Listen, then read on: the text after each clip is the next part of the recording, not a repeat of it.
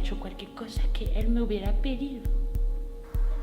Una hostia, una caricia, una hostia. Y cuando no sabes si te va a caer la caricia o la hostia, pues te vuelves loco.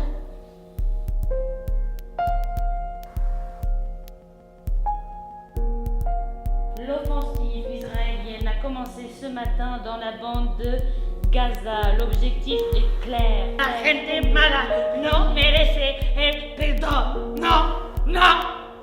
No merece. Solo merece vergüenza. Igual. A mí a todo me daba igual. Cada uno se queda a solas con su fuerza y su resistencia.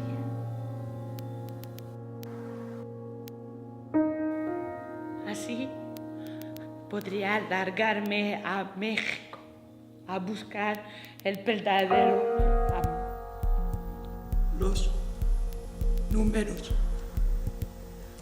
de la matrícula del coche donde fui raptado, violado y asesinado. Le he jodido la vida a unas cuantas tías. ¿Y qué?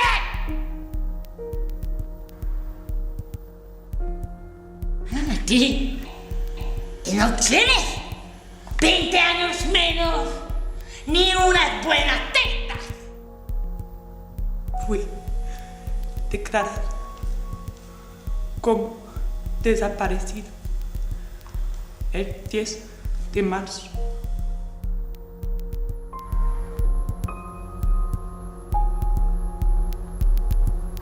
Cuando no tienes amor verdadero, cualquier gilipollas la experimenta como un sucedáneo.